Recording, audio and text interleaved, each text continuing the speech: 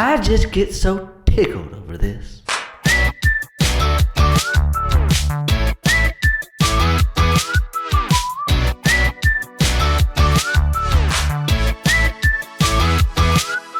Isn't this something else? It certainly is, Brant. Let's hit it.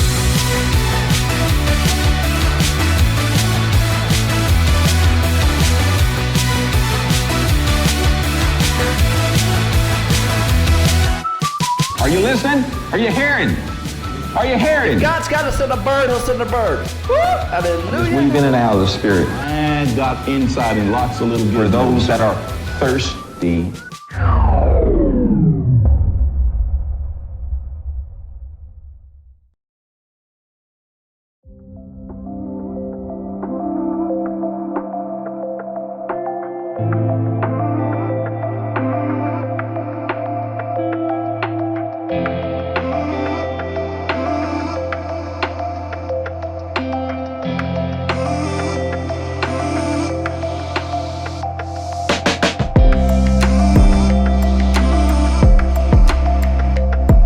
Welcome back to another episode of In Our Humble Opinion podcast. In today's episode, Jacob and I will be tackling the theory of flat earth, as well as some things relating to the moon and possibly deception, or the idea of deception within the space program. We'll also be jumping into some other relevant news if time permits. And folks, if you don't mind, at the end of the episode or at the beginning of the episode, if you don't mind checking out our social media links, they will be in the description. We have Facebook, YouTube, Instagram, and Twitter. So without further ado, let's begin.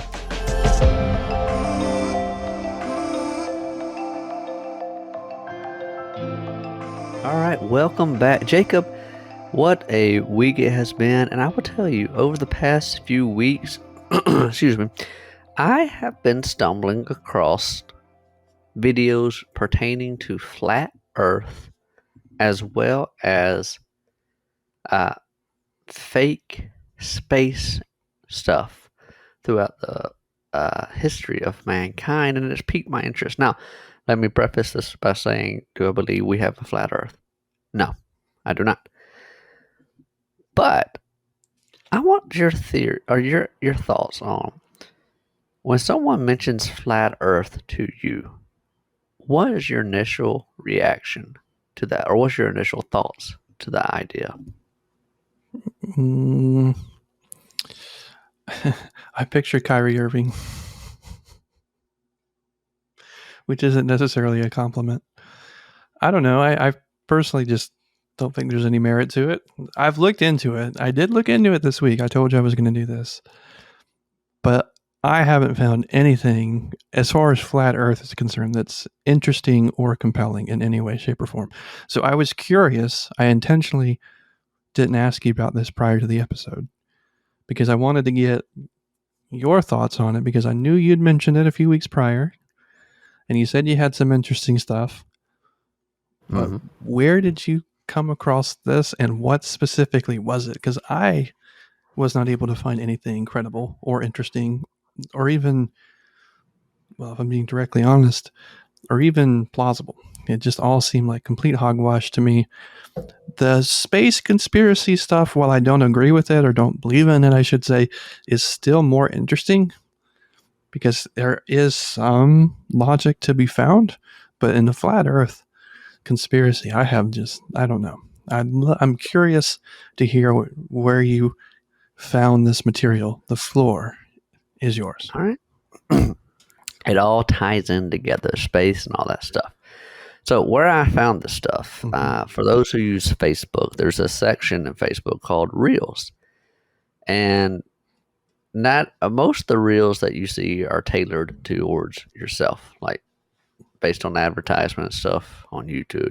Obviously, all the crazy stuff we hear about them spying, it might be true, it might not be true. I don't know. Excuse me.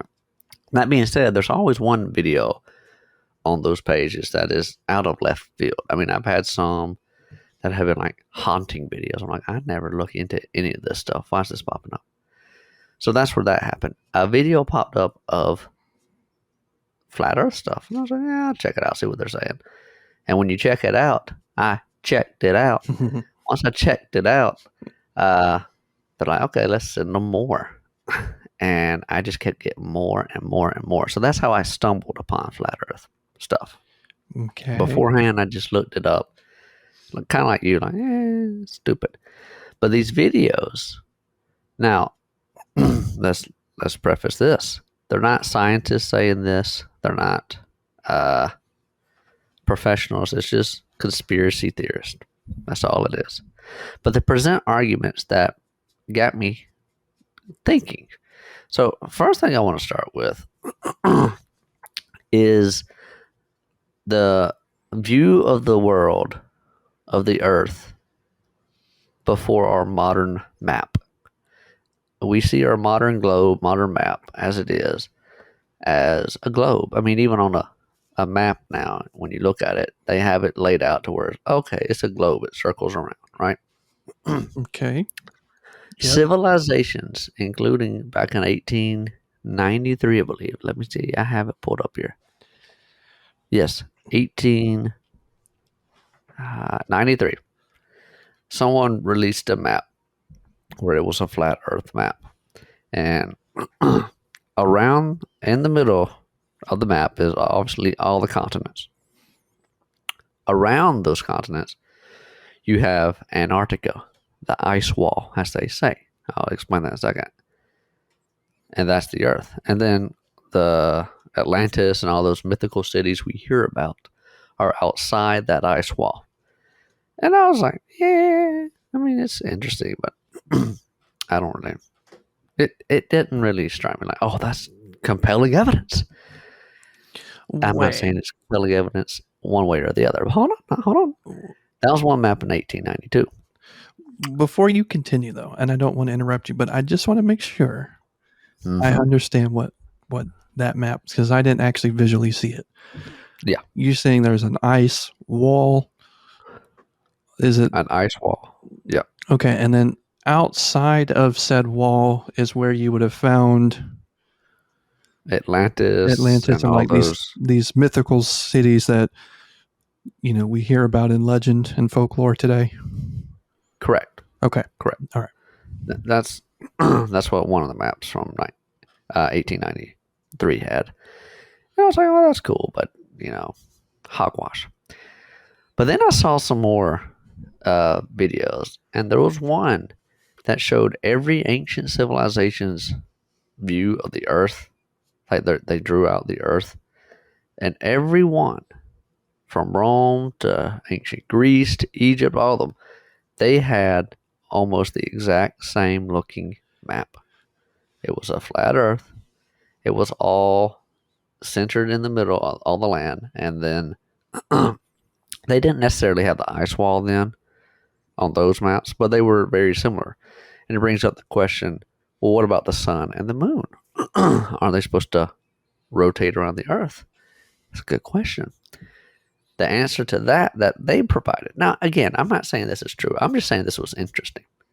The answer they provided there was the sun and the moon are actually not. How many light years away did they say the sun is? How far? I'll look that up. Off the top of my head. How far is the sun from Earth? 91.86 million miles away. According to Flat Earth, it is actually thousands of miles away. It's not that far. It's actually much closer than what everybody else, I wouldn't say normal. One side thinks they're normal, other side thinks they're normal. But what we believe, they say it's closer, and so is the moon. And it doesn't rotate around the Earth. It goes in a clockwise rotation. So, let's say in Japan right now, it's getting close to morning, or it is morning, right? Or it's in the morning. Our sun's going down. Well, what's actually happening is the sun is rotating all the way around. And by the time it gets dark, it's now hitting the rotation of the part of the Earth.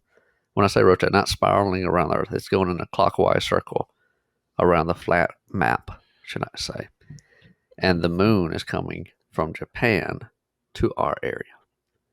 I know it sounds crazy, and it is crazy sounding to me.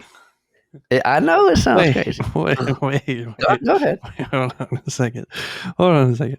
So wait, how do you? What?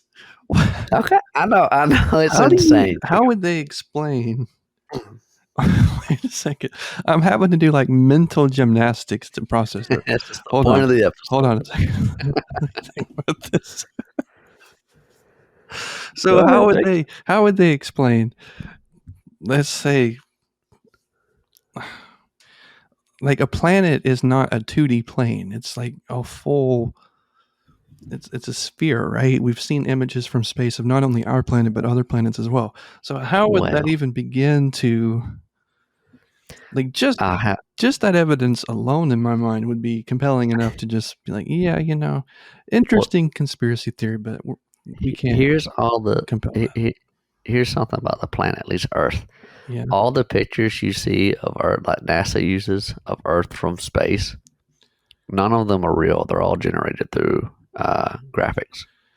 Not one of them is real, and that is true. They use a computer. They've made the same picture, and if you look at them, the clouds and the continents are always in the same spot. Every picture they show throughout time since they made it, like the 60s or 70s. I'm not even necessarily saying like specific images from NASA, but what about like the National Weather Service when they release a photo of a hurricane? Like, isn't that something? Well, they only show where the hurricane is. They don't show the whole view of the planet. But even still, I mean, I don't necessarily need to. I can tell just by the photo. I'm just telling you what they're saying. Well, I'm not asking you to do. I'm not trying to put you on the spot as if you're the advocate for this theory. I'm just trying. No, I'm definitely not. No, I understand that. I'm just trying to play the devil's advocate a bit and just say, well, hold on. Based on, I guess my point is, I wonder what they would say to this. And then that's whenever I'm trying to present these points. I'm not in all ways saying that, you're the one that's saying all this.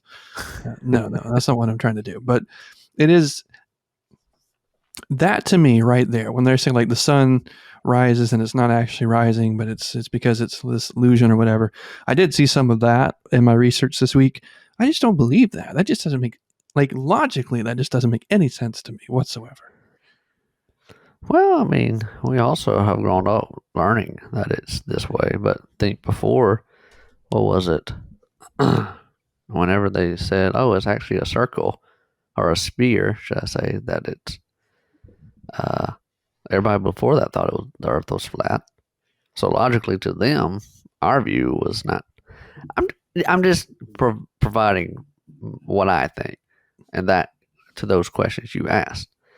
But it keeps going, Jacob. Okay, all right. They say that above the earth is a firmament. In fact, it's in the Bible that there's a firmament, however you say it, firmament, above the earth. Now, our explanation for this would be the atmosphere. There's the firmament. But according to Flat Earth, it's actually like a hard glass dome or something. Like, you can't break through it. And that's their explanation for rockets blowing up when they hit the firmament. Like all the explosions from NASA were, they're terrible things. When they explode, their explanation is, they hit the firmament, and that's why they exploded. They also say that every rocket that's shot from NASA is shot at an angle. That way it doesn't actually go up and hit the firmament. And they pointed out that every rocket or spacecraft that's shot towards space, supposedly, always falls back into the ocean, or it's always shot at an angle over the ocean. That way people can't see if it actually went to space or if it just fell out of the sky because it's in the ocean. Now, that's one thing they say in that regard. Now, the Bible does have some stuff in it that they use for flat earth. The four pillars around the corners of the Earth. You can't have corners of the Earth unless it's flat. But of course, there's figurative speaking in the Bible and there's literal speaking. It does mention the firmament, and it does say that the Earth and the Moon do rotate. Now, does it? They say it rotates in a like. What do you mean by rotate? You mean orbit? Like, well, that's how a lot of people interpret it, but the flat earthers interpret it as in like a race on a track that goes around in circles, like a clock. That's how they interpret it. Okay. So, there's that stuff. But that leads to, well, if the Earth's flat, where did the sphere thing come from? That I can't tell you. Obviously, we believe it's a sphere based on what we've learned. Moon, all that stuff. But then there comes the ice wall in Antarctica. Now, I do find this interesting. Every nation in the world, major nation at least, and even smaller nations, back in the 1950s, made a pact. Everyone, and they all abide by it, that nobody would go to Antarctica for anything other than science. And supposedly there's people out there, like military out there, that's stopping you from approaching, the pictures of the giant ice wall in Antarctica. Supposedly there's military out there that stops people from going any farther than that ice wall. Well, I mean, we say people. What for? But my understanding of Antarctica, as far as it, it's as I believe it to be, based on what I've seen and what I've heard from people who I would trust with the experience would know. It seems to be, if not the most hospitable place on the planet, easily in the top 3. It is so remote. It takes days of traveling through the most treacherous seas to get there. It's not like it's now maybe for a resource or like resources like oil and what have you. Perhaps it's very well sought after. I don't know. All I know is that any research team that goes there has to be unbelievably well trained. And not only that, but it's a horrifically dangerous expedition. So it's not like it's an inhabitable place. It's not like there's tons of civilizations who would make refuge there. Well, the point flat earthers make is that it's not that people make refuge there. There's an ice wall, and then past the ice wall is actually more earth. It's like a barrier. Does that make sense? Like where all those mythical cities appear, should I say?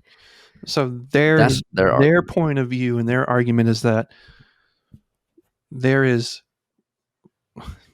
an Earth 2.0 that lay behind, not necessarily a new Earth, but like, or just more of our Earth that continues. Correct. Like but a nobody's Minecraft ever able world. to go. Yeah, just keep going. It just keeps. Yeah, but generating. nobody's able to go past it, which I found is very interesting. Like there's, but why research labs out there? Why? I don't know. Like why would the government want? You could argue, well, resources and all that. No. I see this. Why aren't they going to war over Antarctica if there's so many resources? Well, I don't know. I don't know that there is. I can't imagine. Like I can't imagine it being an easy thing to do anyway. Like let's say there's oil there. Okay, how are you going to get Mount Everest? Well, okay. It's not. It's not Mount Everest. They're not climbing. Oh no, it's not Mount Everest. You just have to. You just have to traverse the most dangerous oceans known to man, and some of the most hostile weather, and wind temperatures that plummet well below zero. Obviously, some of the harshest winters on the planet that no human could ever survive without copious amounts of modernization and technology. I do know of a research facility that is in Antarctica that has to literally grow their own produce inside the facility because it's so inhospitable. They cannot grow anything, obviously, outside, and they have to keep it climate controlled. They have to have it built in such a way to withstand the blizzards and the hurricane force winds that come in the wintertime. It's night there, like 9 months out of the year or something ridiculous like that. So, Yeah. like the idea that, I don't know, I wouldn't get hung up on that. Like if I was a conspiracy theorist, I would be like, they're keeping something from us there. And to which I would probably reply, okay, go and Well- find out what they're keeping there. I mean, yeah, but I mean, the governments do keep stuff from their people. Oh, for sure. I mean, Absolutely they do. look at the MK Ultra project from the CIA in the 60s. They were trying to do mind control, and it was unleashed in the 70s. It was brought to public view. So it's just interesting stuff. Now, do I believe it personally? No, I don't. I just found it very curious. And when I said deception, NASA itself, not the word NASA, translated to Hebrew, it doesn't mean anything. But there is a word in Hebrew spelled N-A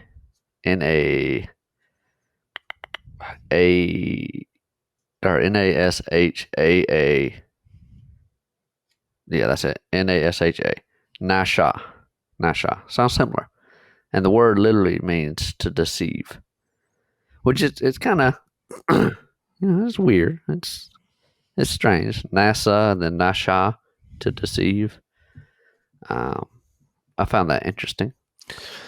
I also found it interesting. But see, here's the thing, though. Here's the thing. When it comes to these conspiracy theories, and this is why a lot of people who are passionate about these positions get so much criticism. It's because, and I understand that why people are quick to dismiss them, and even I myself am quick to dismiss them, I must admit, because it seems to me when they point out stuff like that. Now, this is just my opinion. Shout out to the title of the show. Hello. But it seems to me like they're just grasping at straws at this point. They're like, but this word is very similar in Hebrew to our North American abbreviation for the North American Space Association. And that word in Hebrew means deception. So, in conclusion, it must mean that this could, and they sort of, contradict themselves, but this could be a sign that we've all been deceived. And to which I would simply say, probably not. Maybe, but probably not. That is grasping at straws. However, the UN, United Nations headquarters, or one of their headquarters in Israel or wherever it is, Middle East, is on a hill. And in the hill, it's the same hill that Jesus says that's the hill of evil people, which is ironic. Very much so. Very, very much so. And again, I'm not trying to sound, highly critical of, your interest in it or people who find it interesting. I personally just don't subscribe to it. I personally just don't think that any of that holds any merit whatsoever, personally. Now, there are some conspiracy theories that, like we talked about at the opening of the show, where it's like the space stuff where people were looking at photos of Neil Armstrong and them on the moon, and it is interesting. And we're like pointing out different inaccuracies, or at least in their minds, some things that aren't consistent with what they or how they understand the moon to work. But then there were some other people who came in after the fact and sort of discredited their findings in these photos and was like, well, like, for example, the most notable one that stood out in my mind was the flag in, the United States flag, and that iconic photo of them holding it up, and like it's fully, it's not as you would see a flag on Earth, that there's no wind. It just sort of folds in amongst itself and just kind of dangles from the mast. But in the photo, it's like fully protruded from the Perfect, yeah. pole and it's like an imperfect thing. And they're like, how is that possible if it's just, if there's no atmosphere, wouldn't it just, and then somebody came along and said, no, it's because purposefully it had a wire looped through the top of it that's let it protrude so people could see what country it was, and it looked more, made a better photo, in other words. And My question was, okay, that makes go sense. ahead. But anyway, go ahead, Brett. That was sort of the point that I had. Like there were people that pointed out inconsistencies, but then there were other experts who were working on the project who came back and said, no, that's not true, and here's why. So anyway. My thing is, with the moon landing, and this is another thing flat earthers point to a lot, but it is a valid point. Why haven't we gone back? And the age-old excuse is, oh, there's no reason to. But what you want to. Second of all, an excuse that people hear all the time is, oh, we don't have the technology anymore. We lost it. That's a little suspicious. Wait, how do you lose that? That's something that's been said. Moon landing technology was said by some scientists. I forgot who it was. I'm about to look that up just for us. How we lost the ability to travel to the moon. What? NASA's lost technology. Now, explain that one, Jake. How is that possible? That doesn't make any sense. No, I don't believe that for a second. I have my own thoughts on it, but I don't believe that for a second. We do not have the technology to take people back to the moon. NASA. Wait, it doesn't make any sense. Isn't SpaceX working on like commercial flights to the moon? Or is that to Mars? I don't know. Mars is even farther. Well, I know, but I'm just saying like the technology is being developed to take, private citizens to the moon or to Mars. I cannot remember what the actual plan is of SpaceX, but that was sort of its idea. And I just don't believe that for a second. I think that the reason we haven't gone back to the moon is, I would say, just without doing any research, just my own intuition on this topic. A, there's no reason to. Like, why would we do that? And then B, I'm sure it cost an astronomical amount of money and resources, and risking the life of a team of highly trained astronauts seems like a gross misallocation of resources when we should be trying to find, well, really, if you're talking about space exploration, like maybe Mars is the most interesting of that. Like maybe that's where all of our efforts should be focused. I just don't see the point. Like there's nothing for us to gain from going back to the moon, as far as I understand. Maybe not. But it was astronaut and chemical engineer Donald Pettit that said we lost the technology in the interview to go to the moon. I don't know what he's on about there. How recent was that interview? Boy,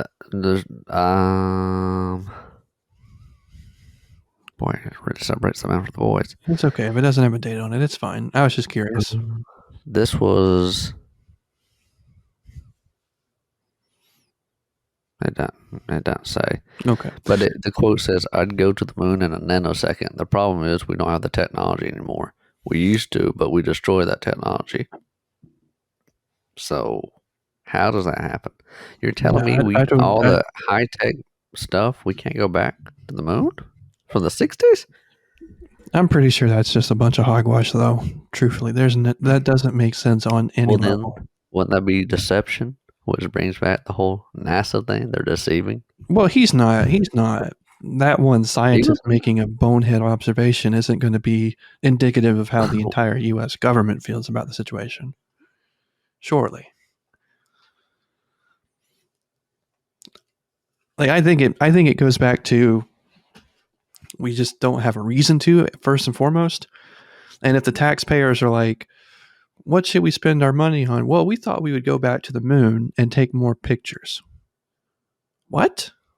Why? Well, we just haven't been there in a while. Need to check up on the place. I just don't think there's any merit to that. Well, I mean, yeah. But my question is, though, Jacob, is if there's no point, how do we know there's no point going on the moon? Because they only went, one or a few times, and they didn't do any exploring or any of that. So how do they know there's no point to go up there? Did they not want to dig in the ground to see if there's any type of mineral they could find? I mean, you best believe if there was gold on the moon, people would be there in a heartbeat.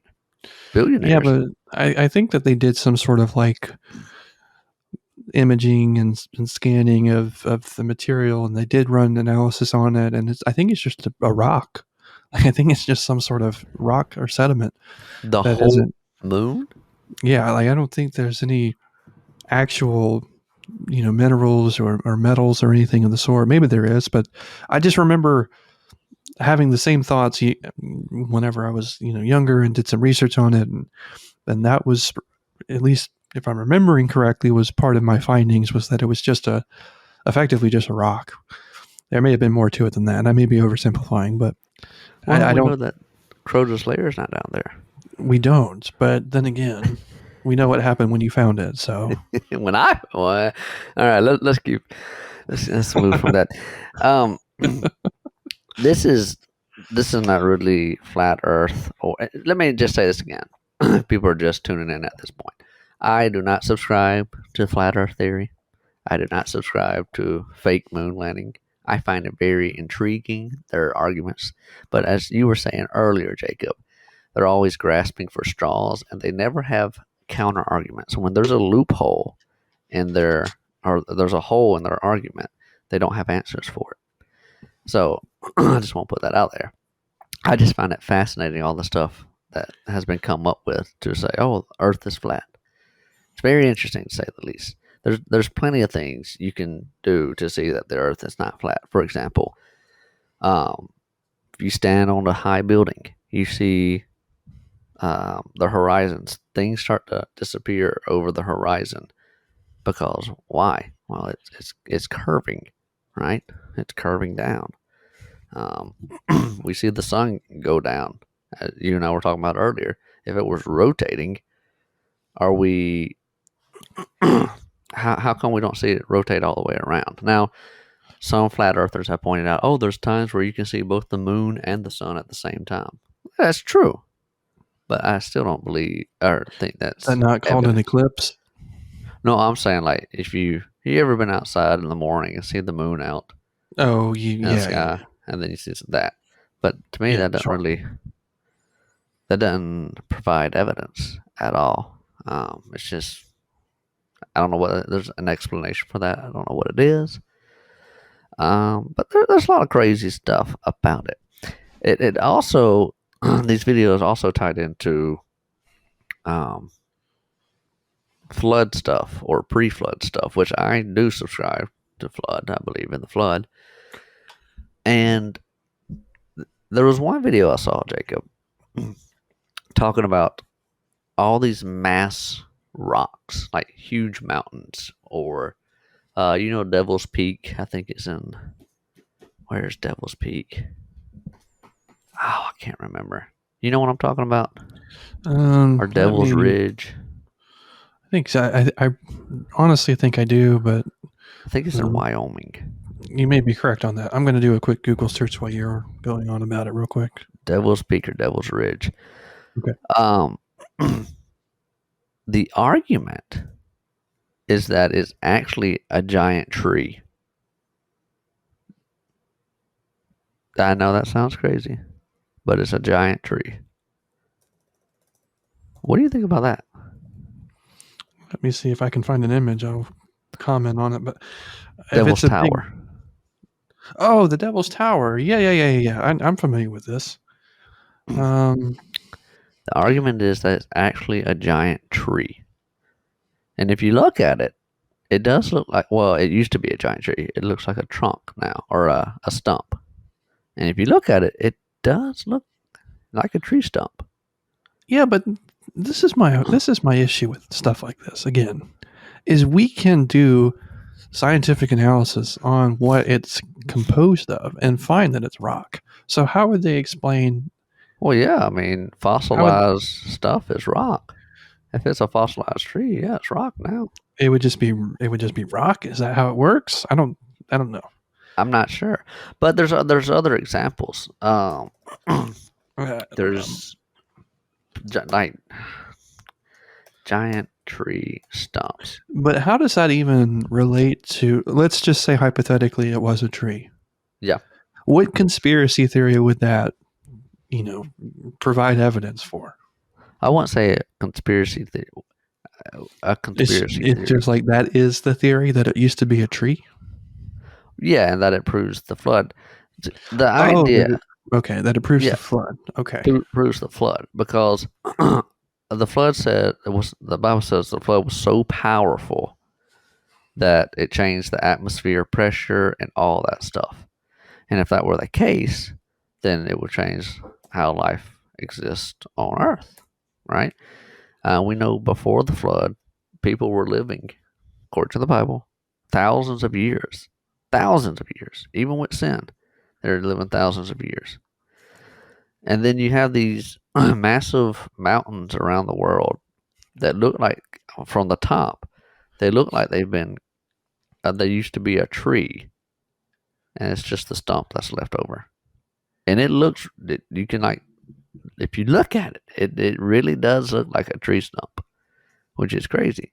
And I know somebody conducted an experiment once where they had a atmosphere.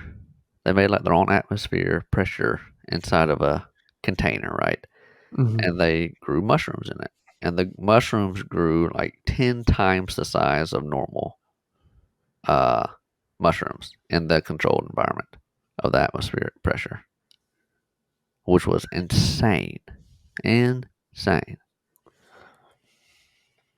the different atmosphere pressure could cause different growth. Now, whether or not these are tree stumps, I don't know. I think if they are, it definitely proves the flood. But there's a lot of pictures. You can look it up on Google of mountain ranges that look like trees. Somebody walked up to like the side of this mountain, and if you're looking at it, it looks like actual how do you know what the bark on the side of a tree? Mm-hmm. I thought it was a tree. Like I thought it was wood. I was like, man, that's a lot of wood. But they're like, oh, this is Mount so and so, but it looks like a tree. And I was like, oh my goodness, it really does. Devil's Tower. It looks like a tree stump or tree trunk, stump trunk, whatever it's called.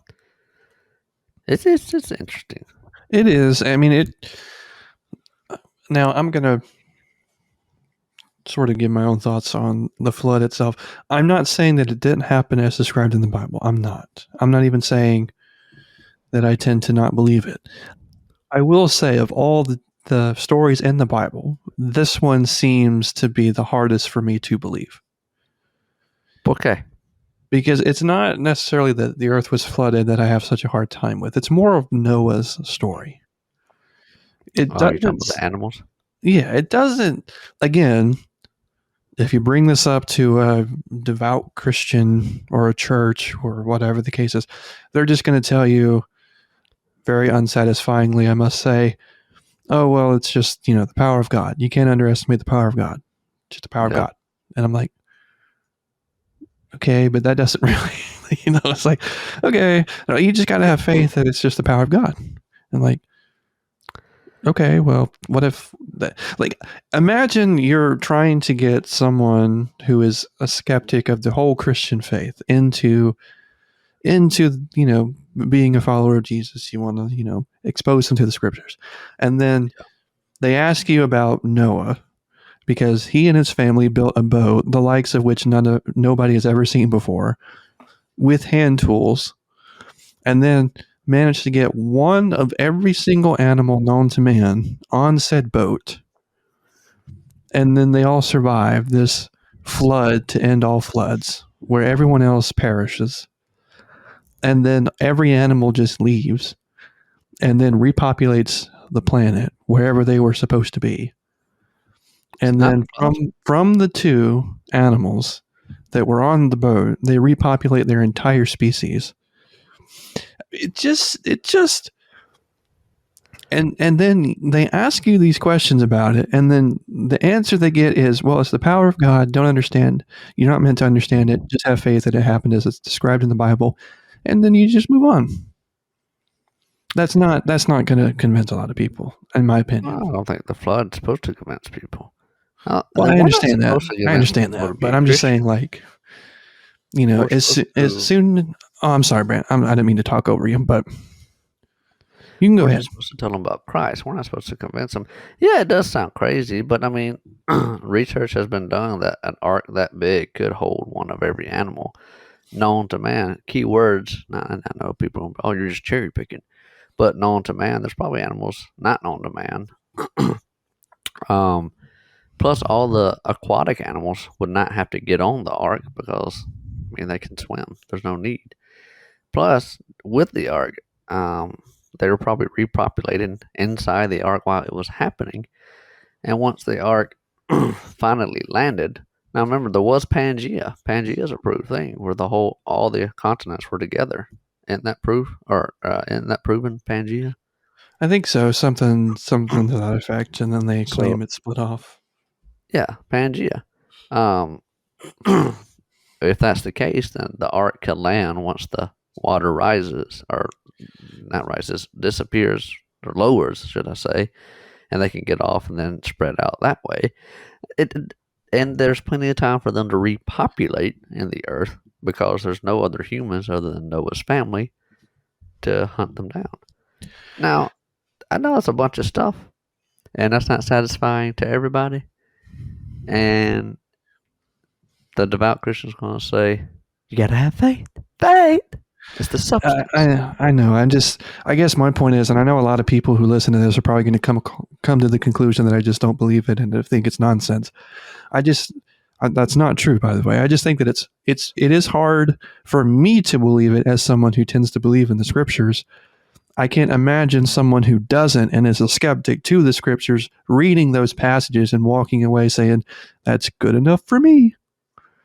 Like, I don't think that's the point of faith. I don't think that happens. And of course, yes, people are going to say, well, you have to have faith. Your faith must not be very strong if you don't believe it. No, I call garbage on that. Yeah, I'm like, That's like predestination. Well, yeah.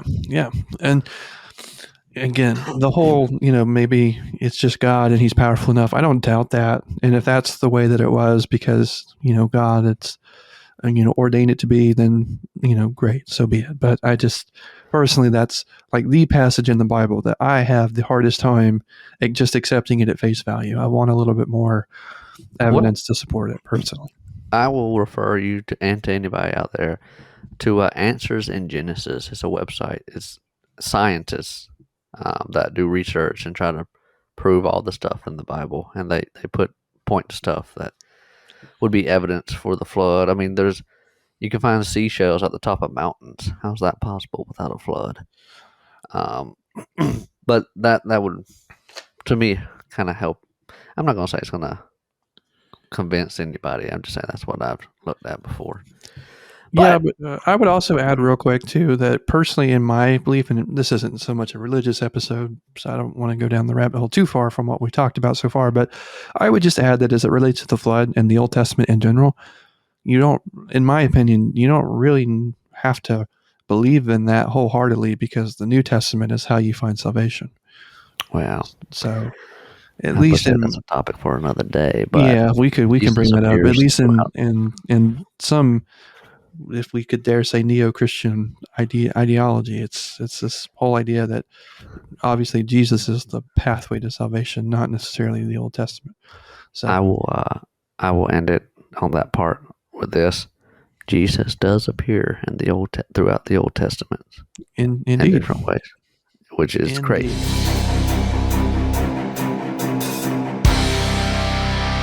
All right, let's switch over to this, Brant. Let me pose you a question.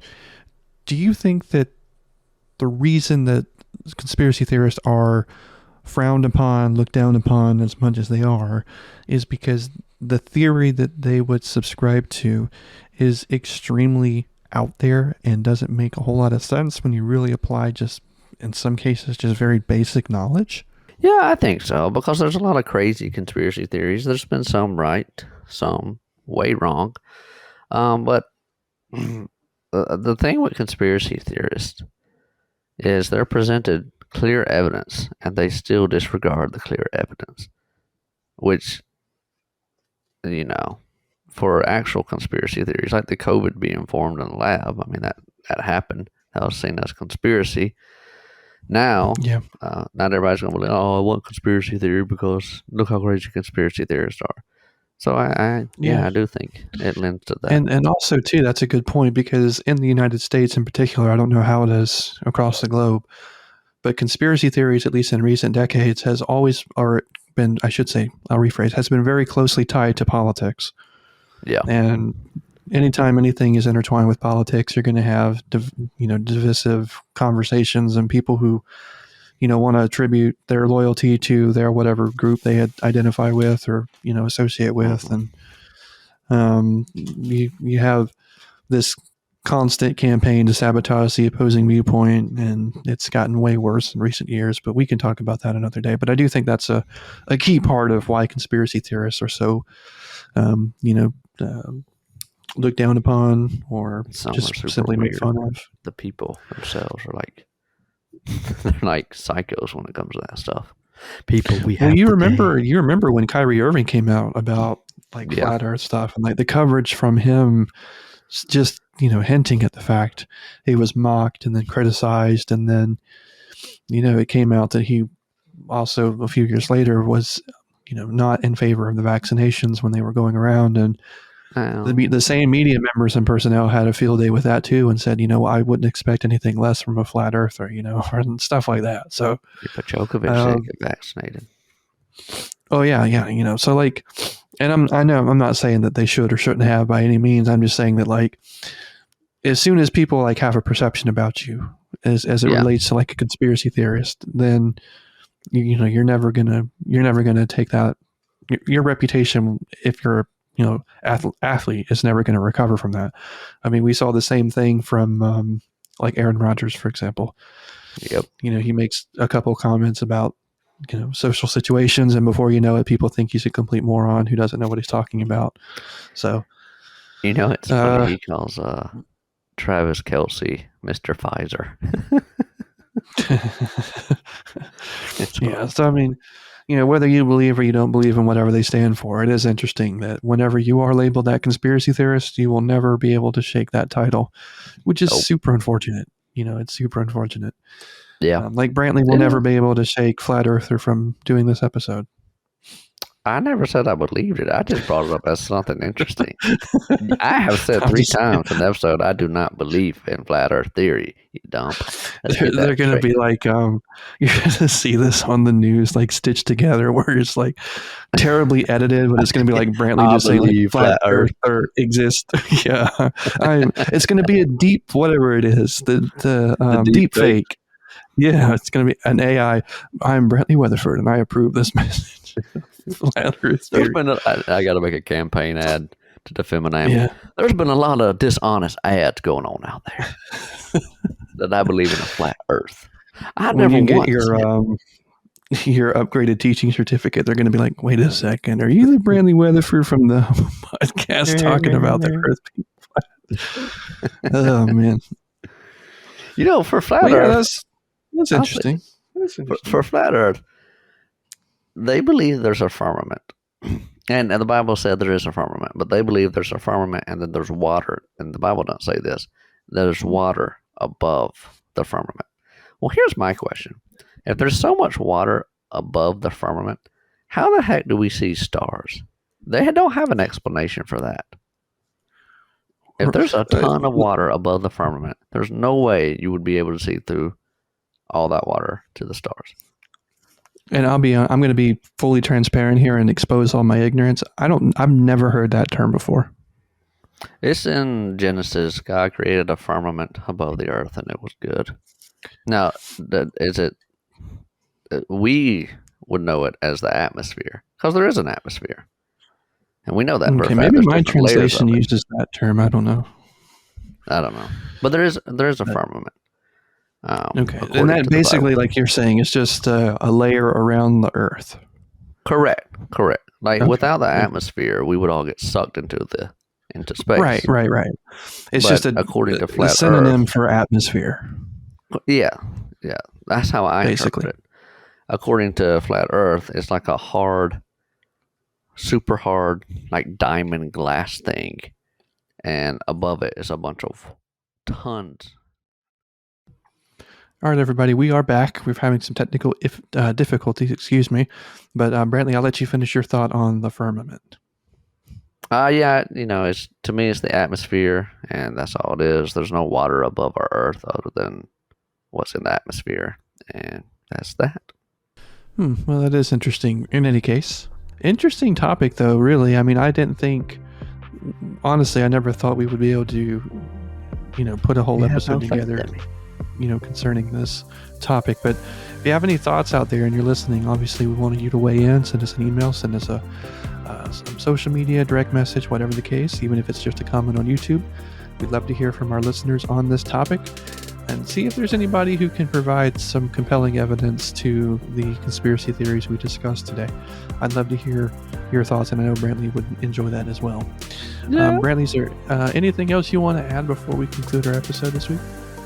No, other than I don't believe in flat Earth, and I never said the moon landing was fake. Every single episode, Brantley's like, I don't believe in flat Earth, and yeah, for the rest of the time. Guys, I know I'm 70 now, but I still don't believe it.